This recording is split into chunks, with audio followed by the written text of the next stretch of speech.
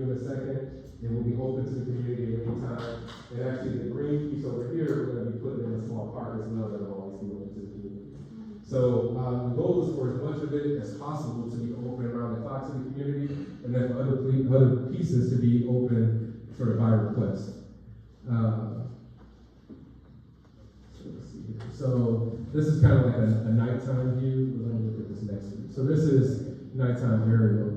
So again, you got the Dream Office here. You got and the Digital Literacy Lab. I mean, this will be like a very convertible space. Like we'll host all types of events there. Inshallah, it'll have to be whatever it might be. A lift so that we're being inclusive. Outdoor seating on top of the containers. This container here will be a small like performance space. So some of y'all come to the outdoor movie nights and we sit out in the grass. Hopefully we're gonna do our movie nights in the courtyard now with the screen showing here. This kiosk will be a retail kiosk for startup entrepreneurs. Folks who are just looking, maybe they've been producing in their house for years, but they want a storefront for the first time. Or maybe they're trying to like build up a little clientele. This isn't the most heavy foot traffic area, but you can start here with a 3 or 6 month thing and then move on to somewhere else. And then we got the planning for solar on top, and we're working with the brother Ali Duro from Highland Park, who runs Rider Cooperative, on all of our solar planning. So he did all the solar battery and stuff at the D-Town farm. So this is, those are our two kind of like big projects right now. If everything else stopped, that's what we would keep focused on. So again, just kind of asking you to make the offer the whole thing. And then I wanted to just share this article that came out last year. So if you are looking to know more about the model and the logic behind it, the inspiration behind it, my wife Hazel wrote this really great article last year that published in the Journal of Islamic Faith and Practice. And it really just kind of, I think it's maybe 10 pages that really tells a pretty complete story of Dream, why we do what we do, the various components of it. So I encourage you to check that out on our website if you want to do a bit of like a deeper dive. But with that, forgive me if I overspoke, and I appreciate everybody's time and attention. Sorry about that.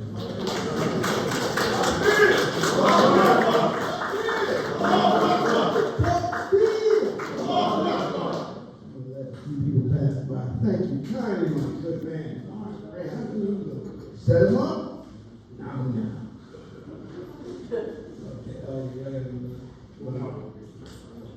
So, the people are building.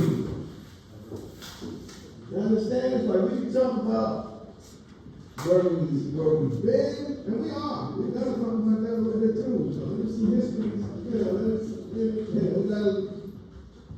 We got a day for it. But sure, it can start with ideas, but it can't just stay an idea, just an idea. You have to have some, that's why it's good to have the thinkers, yes, but it has to translate over to doing and becoming doers. And if you ain't that much of a doer, but you're a heck of a thinker, too, that's a place for you too. Stick around, bring your thoughts, bring your ideas, and then the designers say, okay, I can work with that. Somebody has to build it at the end of the day. Okay? You don't get cars without somebody designing it. Trust me, I'm working all over the street. Yeah. It's a lot of thinkers and there's a lot of builders have to build. Speaking of which, and you can build wealth by building. And I think I'm going to segue into our next speaker. I'm going to ask Imam Muhammad to come up and give a little insight on wealth building through skilled trade. Because I know you know tons of it, you're a skilled tradesman, but if I said you're a roofer, I think that would be a disservice to you. Because I know you do a lot more than roofing. I know you do. I said he helped raise me. He does so many things. But how many more you got?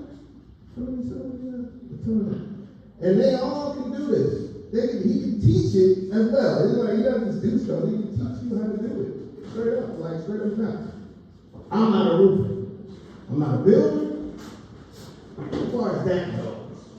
Yeah, I got no mind with engineering, so I do some engineering type stuff. However, I don't do all the heavy lifting all the time, okay? But I did start out, I say you go from break down like junkie, like take a whole building and put it in the back of your truck. You look like literally. Like that's like I used to ask you many questions as a child. They said, "Why how you do that?" Because it was fascinating to me. But I've worked around a lot of people who didn't just talk, they actually did the work.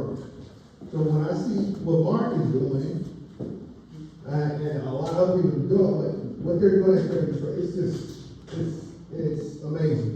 We all need it.